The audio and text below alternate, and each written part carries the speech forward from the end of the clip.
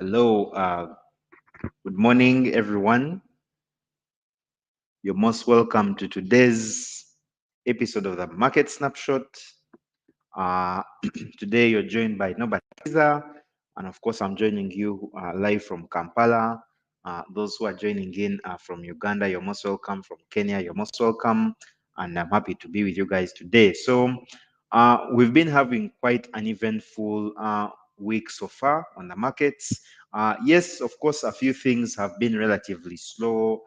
Looking at what's happening over on some of the different assets like Euro USD, GBP USD, most of them have been moving relatively slow. And of course, knowing that we have a bank holiday on Friday, and of course, seeing that the only key data we have this week is actually GDP, US GDP for tomorrow, as well as also PCE data for Friday.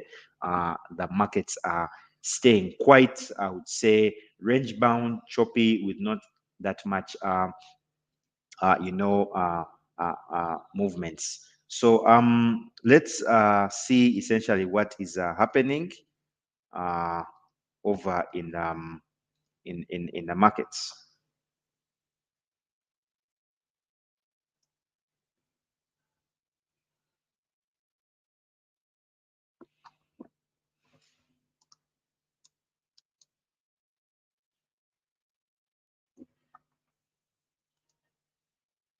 Okay. So looking at what we have now, Um, the main, I think, event that we've had since last week, of course, you guys, I was last with you on before FOMC, which was on Wednesday, and I'm sure you guys must have seen how the market reacted. We had a very sharp sell on the DXY, and of course, that sharp sell was immediately reversed, and you saw DXY trending higher. And of course, looking at how the markets are looking like generally today, very quite a bit of indecision. But again, guys, as you see on the charts, we actually have quite a number of setups that we can actually benefit from today. Looking at the indices actually at record levels, guys. From Monday, rather from Friday, we hit record levels, skidded a little bit from them, but still looking a bit at record levels. Pause a bit on the rally again, but we are still seeing that most of the indices actually still are stable to the upside. Stocks, I think, have also been taking a bit of a breather, but most of them are still also at record levels. Looking at the bonds, we're also seeing that some of them are also tamed at the moment. Crypto also looking a little bit tamed. Of course, some of them are looking in the red as of today. Now, I just quickly want to talk about the Switzerland rate card that we got last week. So now we have been seeing a lot of commentary on rate cuts. And of course, this is one thing to talk about the rate cuts, and another thing for us to actually see a rate cut implemented. Now, the Swiss National Bank, which is the central bank for Switzerland, implemented the first rate cut that we have gotten so far this year. So we had Bank of Japan hiking the rates for the first time since 2007, and of course we are seeing that really sharp decline in the value of the yen. But of course now the major theme for this year is going to be the theme on rate cuts. So the Swiss National Bank actually cut rates for the first time by 25 basis points, and they did that on I think it was Thursday morning. Yeah, they did that on Thursday morning. And if you guys are not aware, if you're trading anything that has the Swiss franc, you must have noticed that the Swiss franc is actually losing value, and we're actually seeing the Swiss franc selling. So I'm thinking we should keep an eye on the Swiss franc for us to get trading opportunities. We should expect to see some relative weakness, and of course, as we continue seeing how the markets unfold. So the Swiss National Bank cut their rates by 25 basis points sometime on Thursday, and they also hinted that it's not the only rate cut we are going to be seeing coming. There are going to be many more rate cuts that are going to come, and it's going to be a wait and see game to see how the markets evolve with that rate cut. So I think this is also a signal that the other central banks are also going to be following suit. We have also been getting indications from the ECB and as well as also from the Bank of England that they will possibly start cutting rates, and we should see money flooding in. So I think I would say this year is going to be a risk-on year. We are going to see quite a lot of assets trending quite higher, and of course, seeing that we are just a few days away from the end of March, we are going to enter April, which again is going to be the main theme for April, that risk on that we have been getting. So ECB should follow soon after the Swiss National Bank, and then we should see the Federal Reserve also following soon around June with their first rate cut for the year. So now looking at some of the currency pairs that have the Swiss franc, I will start with the CHF Singaporean dollar. So you notice that actually this one, from the time that the rate cut actually took place, so the rate cut took place right here. That was when we had the first rate cut by SNB. SNB is a Swiss National Bank. So that first rate cut, we had a sharp sell for the Swiss franc, and we have also been seeing what's wrong with my text? Okay, we have also been seeing that not only this one, plus also we are seeing that there's also some sharp, there's some weakness for not only the CHF Singaporean dollar, but also New Zealand CHF, okay, where you have the Swiss franc as the quote currency. We have been seeing some relative weakness there. So I'm expecting that we are going to see potential buying coming in. As you can see, there's a very nice descending wedge that formed on a H1 time frame.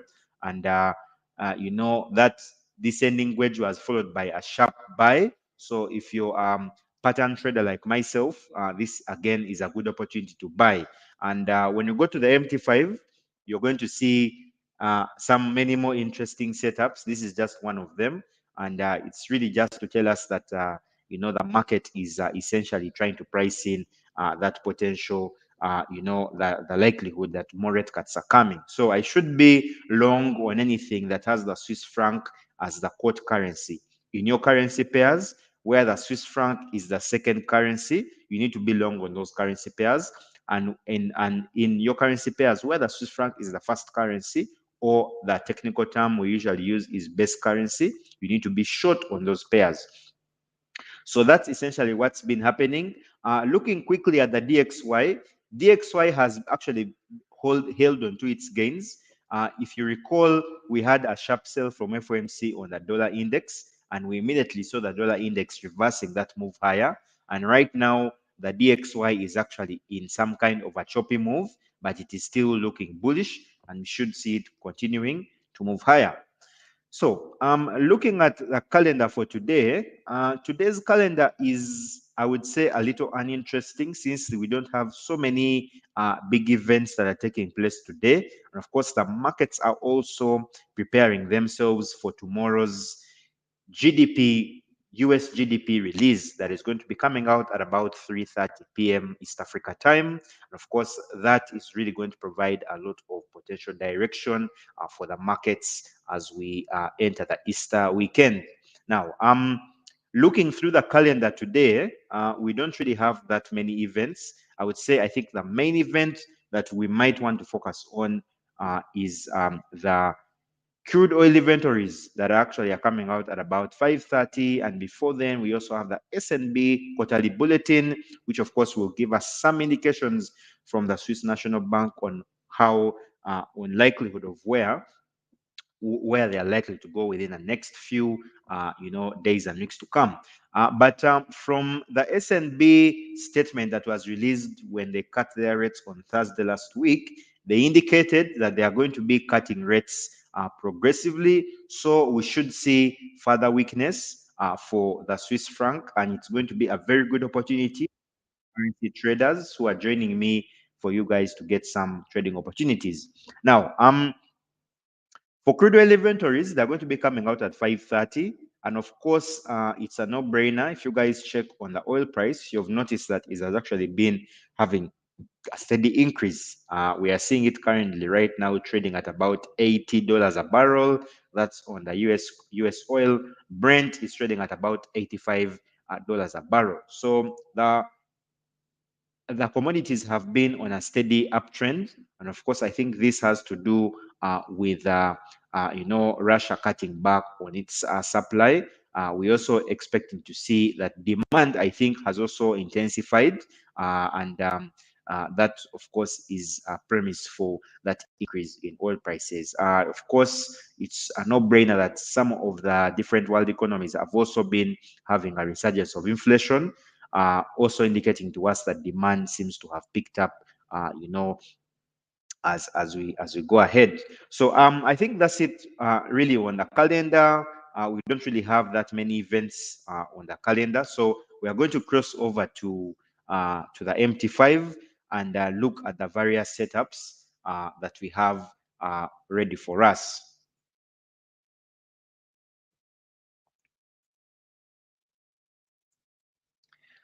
If you have any questions, guys, feel free to type in the chat. Hi, Poa Plumbing. Hi, Michael. Hi, Ibrahim. Hi, Linton. Hi, Flower Dimples. Hi, Trapskid. You're most welcome. Awesome. So let's cross over to the MT5 and see what we have ready for us over there. So I have a lot prepared for you guys, and of course, as you know me, I usually try to present close to A plus setups. Some are A plus setups, some are B plus setups. So of course, when we are looking for trading opportunities, we want to focus on the ones that will give us the most money. Trapskid, I'm sure you can relate with this. Let's have a look now. This is the Dow Jones. So I'm going to take you guys through a little bit about what's happening with the Dow Jones. Now, the Dow Jones has had a lot of bullish setups since we had FOMC. If you recall, when we met on Wednesday last week, I indicated to you where you see my green bar there, okay? That is where we've been having a very, very tight, hold on bullish orders. We've been having a bearish order block right there. But on the FOMC day, we actually saw Dow Jones crashing through that level to the upside. And at the moment, Dow Jones created a descending triangle, okay, which it was actually able to break below, and it actually sold. And right now, at the moment, it is in some kind of a descending wedge, okay. So the descending wedge that the Dow Jones has right now is an opportunity for us to look for potential buy entries. And I'm expecting that should we see some potential strength in the GDP tomorrow, then we should see the Dow Jones potentially retracing possibly somewhere here, and of course moving higher. But for today's trading, I'm expecting that we should see the Dow Jones moving higher, possibly towards these areas of 36,900. Now, if the Dow Jones moves to the bottom of the descending channel and possibly breaks below that green rectangle there, where we last had bullish order blocks, then we should potentially see it trending lower and potentially reversing to move down there. But at the moment, much as risk on seems to have faded a bit, it's still intact, and I think we are going to see some relative strength coming in there, potentially seeing some weakness for this particular, rather some strength for this particular asset. Now, crossing over to the Nasdaq, Nasdaq has a very, very nice setup for a descending wedge on the H1 time frame, and this setup is a setup for a buy entry. So we should potentially see the Nasdaq moving higher. So at the moment, if you look at how the Nasdaq traded last week, we had a very nice setup for an ascending triangle, which typically tends to form in this kind of nature. So we normally have price rising. When price rises, it gets into some kind of a channel like this, and of course, right after that, we actually saw FOMC taking the Nasdaq all the way to the upside, breaking through this level quite strongly. And of course, now it has gotten into a bit of a pause and descending pause. So we should potentially see it, moving up from here, and of course, moving higher. So this is what I see on the H1 time frame. It's looking a bit like a descending wedge, which is a setup for buy entries. So again, if we get to the bottom of the wedge, then we should be looking for sales. However, if we get to the top of the wedge, then we should be looking for buys.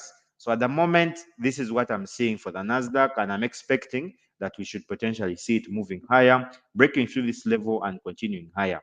If that does not happen, if that does not happen, if that does not happen, then we can then expect Nasdaq to potentially move to the upside. Now, uh, crossing over to gold, this is what we have on gold. Now for gold, yesterday gold created a very nice ascending triangle, just like the one that I drew on the previous page. Okay, this one right here. Okay, this is what gold created yesterday, and it was actually able to break above that channel and move higher. Now gold is looking severely bullish at the moment, and I'm expecting that gold, as we go into the Easter break, gold should potentially trade upwards of 2,200, possibly moving as high as even 2,220. Why I'm saying that is because the factors for gold to move higher right now are actually quite many. We've been having quite a number of liquidity sweeps, and of course, we have also failed to break below the bearish order block zone, which is somewhere here. And of course, unless with a bullish order block zone rather. Now, if you look at gold right now, you actually have a big bullish candle, which is actually marked somewhere here. And of course, it continues to this zone this way here. Now, you notice that despite gold trending lower last week, we're actually unable to actually move below this point and trade to this side. Instead, what gold did is that it started to create an ascending triangle, and it was actually able to break above it yesterday, achieving this level of 2,200. But now it sold back into the ascending triangle, and at the moment as we speak, gold is now trading slightly above that ascending triangle. So I'm expecting gold today to buy. We should see it potentially moving higher and testing these levels of 2,200. Now, keep in mind, guys, that tomorrow we have the GDP report for the US. So that GDP report is not only going to give gold more direction, but it will give us a more impulsive move, which would then guide us to trade. But for today, I'm expecting us to be looking for potential buys on gold, and we should potentially see it retesting higher levels as we proceed there. Now, on the flip side, if gold retraces and comes back to this zone where you have my rectangle there, which is somewhere around here, if we get back to that zone there where the rectangle is, then we should see gold selling. For gold to get into any sell momentum, we need to break below that bullish order block. The bullish order block is still very present from FOMC, and until gold breaks below it, it's not going to manage to sell. So let's cross over to USD CHF. So for USD CHF, this is essentially what I have for you guys. For those that were with us in the academy in Kampala, we're actually able to do some live trading for USD CHF, and we're able to get a very nice move for it.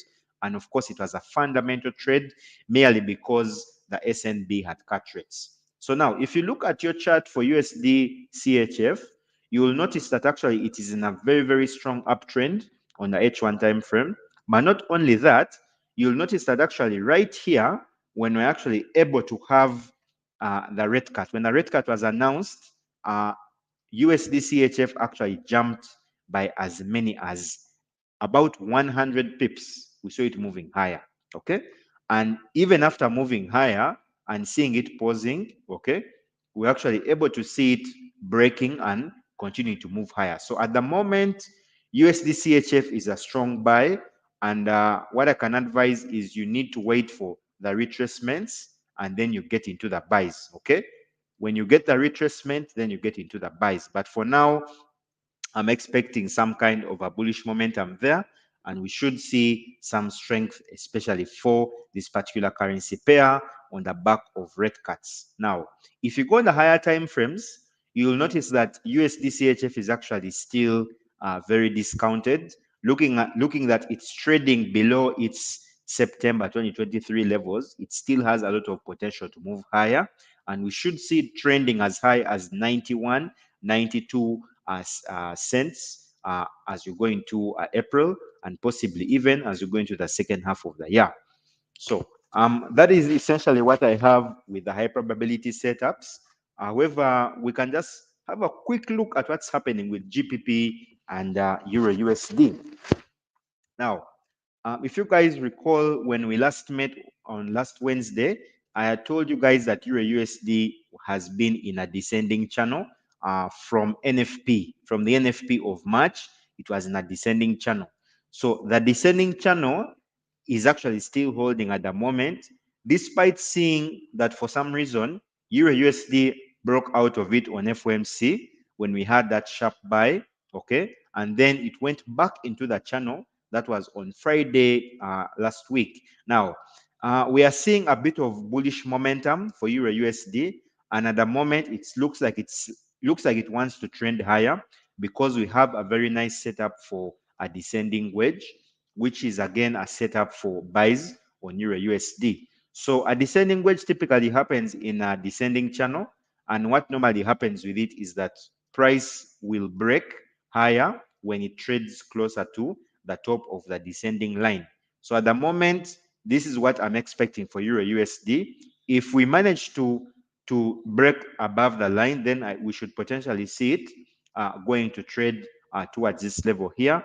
If it fails to break that level there, then it is going to create some kind of a lower high that should then see it reversing to trade lower. But for the moment, I'm looking quite potentially bearish on a Euro USD until we trend towards the upper channel. Now, crossing over to GBP USD, it's not any different from its comrade because it has also created some kind of a descending channel, and we just have to keep monitoring it to see what happens. Rather, it has also gotten into some kind of a descending wedge, and we need to just keep monitoring it to see what happens there. So we might see it retracing down, and of course, obviously, possibly breaking above there to move higher. And of course, the main catalyst for any move higher for this particular pair is going to be how the GDP comes out tomorrow for the US. But at the moment, it's just a wait and see to see what happens. Now, if you look on your H1 time frame, you'll also notice that for GBP USD, we have respected that descending channel. We broke out of it on FOMC, went back into it, and at the moment, we are still in some kind of a descending channel. So it's going to be interesting to see what happens today, but we should see a bit of a decline and possibly a move and a break higher. So question time. If you have any questions, guys, this may be the time to ask the questions because I've gone through all the setups for the setups that we have so far for the day. So if you have any questions, now is the time, guys, to ask your questions so that we can go through. Okay, so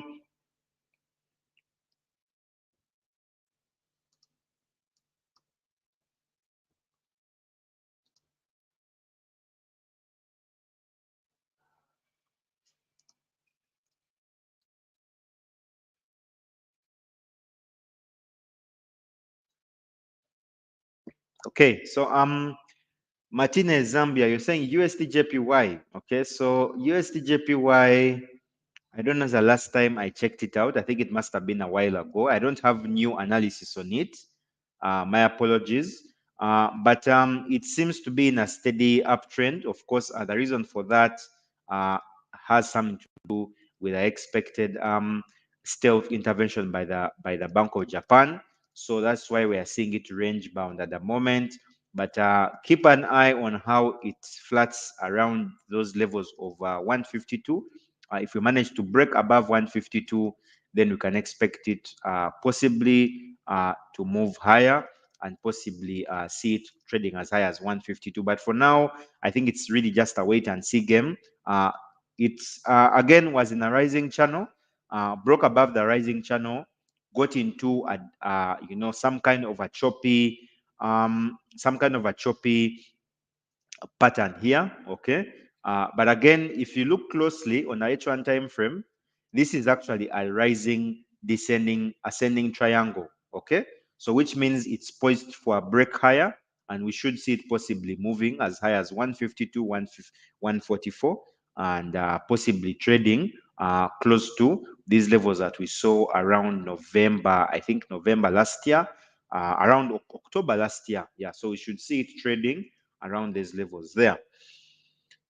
Yeah, so USD tick.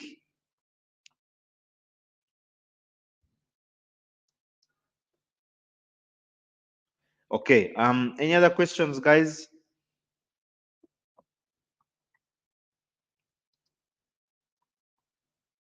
Okay, someone is asking, does the prices of oil affect the USD CAD pair? To a certain extent, yes. To a certain degree, yes, they do. To a certain degree, no, they don't. Okay. You need to check your correlation. Not all the time the correlation for oil and USD CAD is high. Okay. It's easy to say that the Canada is an oil producer, and of course it affects oil, but it's important to base that on correlation.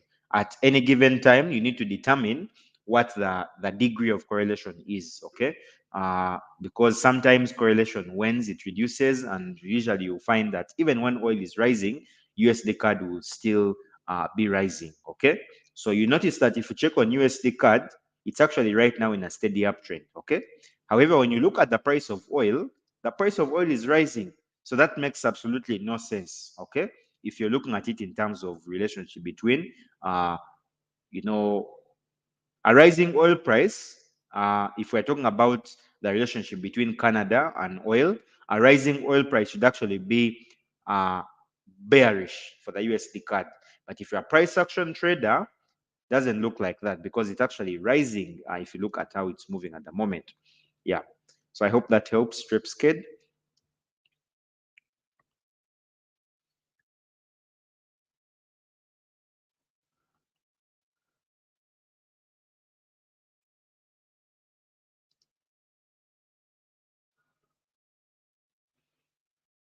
Okay. USD CHF analyzed. Someone is saying here, explain how to go about multi-time frame analysis. That's Michael. Multi-time frame analysis. So for multi-time frame analysis, now I actually don't usually look at the higher time frames that much, simply because I do not have to keep looking at them. The higher time frames do not change that much, guys. If you look at the weekly, it's not going to look different in a couple of weeks. Okay. Yeah. So if you've looked at the weekly like once a week, then that's enough. You need to look at it. You don't have to look at it every day. Okay. So if you look at your weekly on Monday, get an idea of what's happening. Check on your daily, maybe after a couple of days, see what's really happening. Then now you can move at your H1. So for me, I trade on my H1 time frame.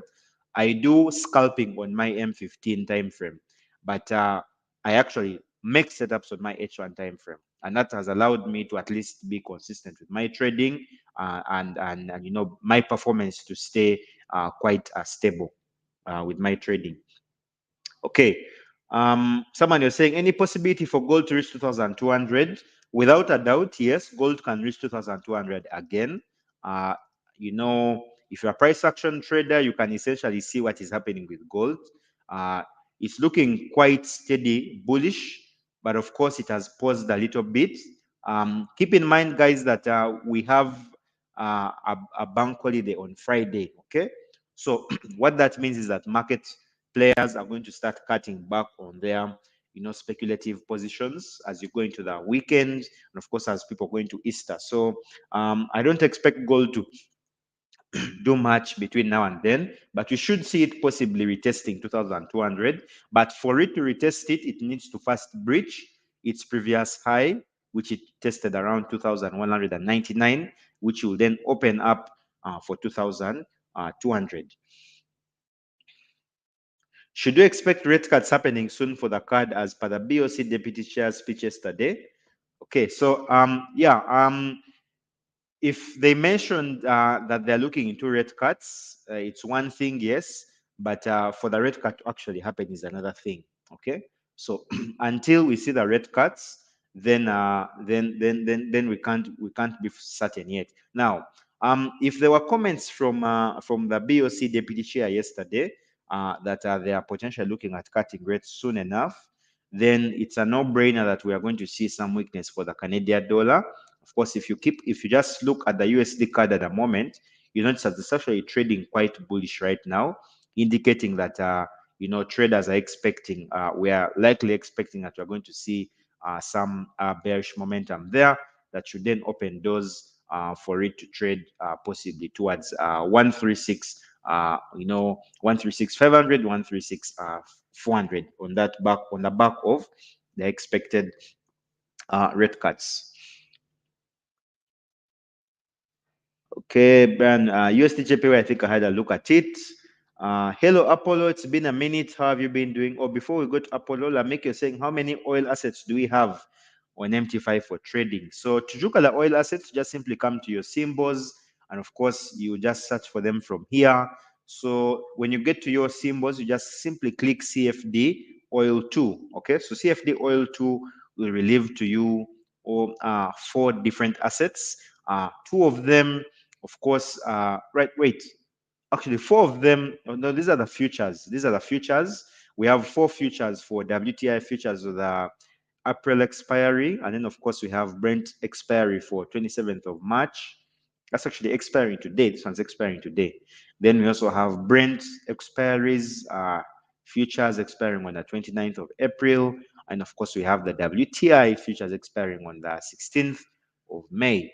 Now, when you cross over and look at the others, you have the UK oil and then US oil. So to sum up the answer to your question, we actually have 6 assets, okay?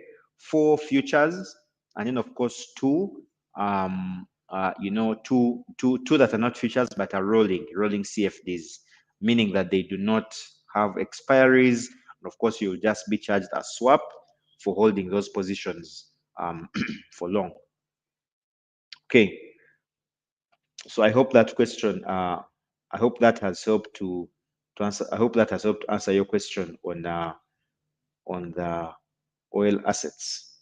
So yes, Apollo, it's been a minute. How have you been? I hope you have been having an incredible time. Apollo, you're asking. Apollo, you're asking.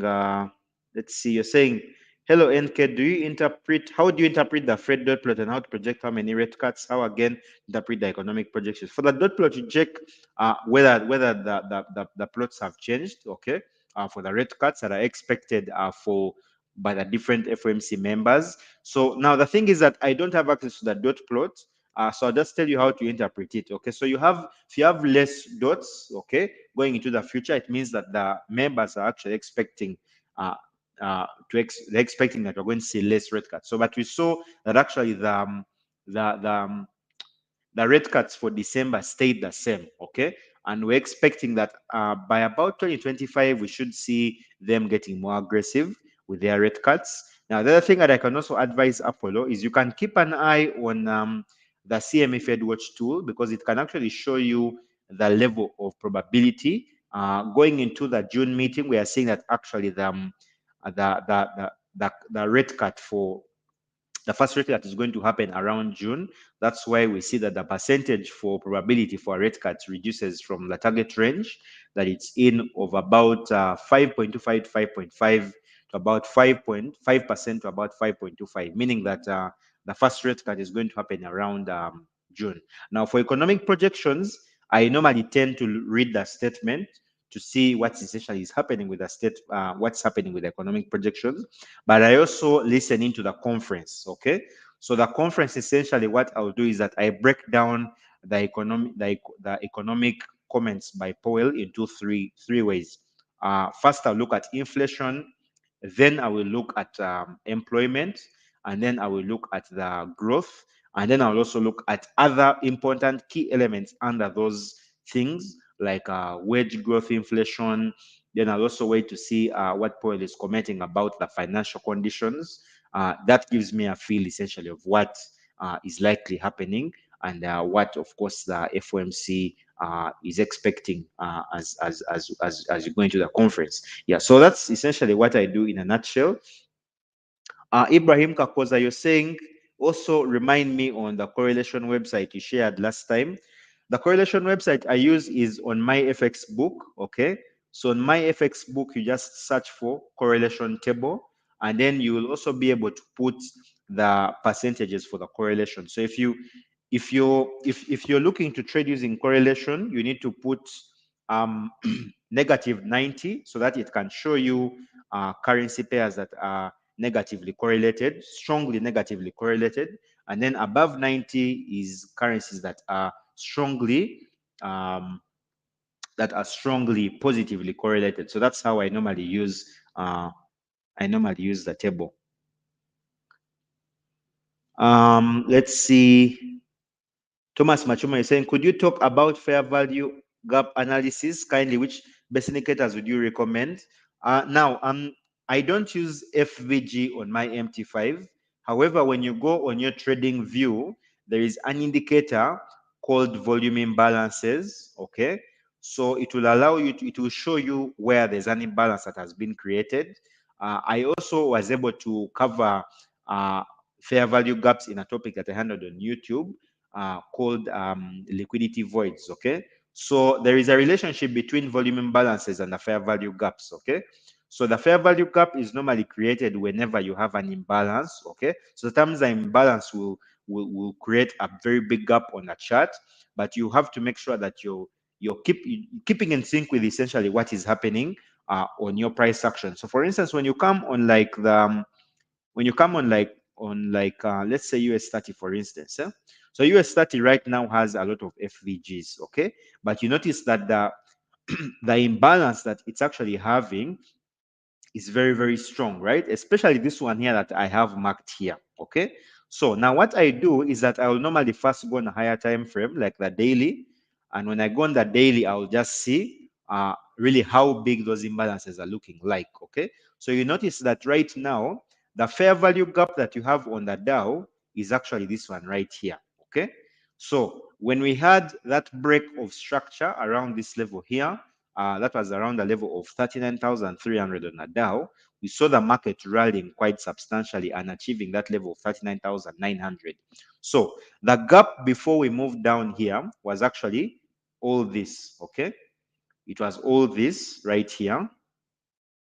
It was all this right here. But now we are seeing that the gap has been reduced, and now it's actually this one right here. Okay, so at the moment, what I can say is much as there's still an inefficiency for the sell side, okay, uh, as well as also there being a gap at this price. Okay, I would be looking to sell into that gap. Okay, but you need to look at the price action for the day, because it's one thing for you to talk about fair value gaps, but nothing to look at the price action. If the price action is not looking bearish, then it's unlikely that your FVG is going to be filled for the particular day. But at the moment, that's the FVG that is happening. So you can always see how to look for them. So you look for the volume imbalances or for those big bullish candles or bearish candles, and then you can work backwards to find your FVGs.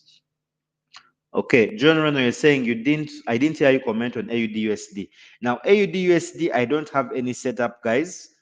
Keep in mind that when I'm doing my technical analysis, I do not do technical analysis on everything. I usually tend to focus on the setups, the good setups. So if you don't hear me talking about AUD/USD, then you just know that I don't have a setup for it. Okay. And if I were to have a setup for it, then I would definitely share it. Okay. So at the moment, I'm not really seeing anything here. Yes, of course, we seem to be in a steady downtrend, but a downtrend paused along these lines here. Uh, you just need to keep observing to see what happens along here. So either we sell, break the structure and move lower, or we see it possibly trading to a buy if we break above that descending line and possibly move higher. So at the moment, not really seeing much on AUD/USD, but you can just keep an eye on it and see, what happens over there. NZUSD, again, same thing. It's been in a sell, still choppy, but still in a relative sell. So we should see it having a similar move, such as what we're having with NZUSD. This is old analysis, but it was a sell. Okay, yeah. So just keep an eye there. Let's see what happens. Malombe, you're saying, is BTCUSD under rolling CFDs or does it have a Malombe? BTCUSD is a rolling CFD. It's a rolling CFD, so you're not subject to being affected there by your trades being closed out. You will just incur the swap. Wait, I don't think crypto. Yeah, crypto has no commission, but there's a swap. Okay, there's a swap. So there's a swap that you'll be charged for trading BTC on FX Pesa. Now, Malombe, since you have also taken us into cryptocurrencies, it's at that point that I can say that, guys, I just want to tell you guys that you can trade cryptos on FX Pesa. So you just have to go here and look for them. You have all these many cryptos that you can actually trade. Some of them have a margin as low as 20 cents. Like Solana, if you're opening up one trade on Solana of 0.01 lot size, you need as little as 20 cents for you to open a trade. So utilize that. And of course, the beauty with this, or the beauty with trading with FX Pesa, or which is a CFD's broker, is because you can trade with little money. You don't actually need to have a lot of money for you to trade. Yeah, you know how expensive it is to buy these cryptos. So why not, trade them and benefit from them? Awesome. So I think that's it, guys. I wish you all an amazing trading day. And of course, we shall touch base, I believe, next Wednesday for the next snapshot. Cheers, guys, and happy trading.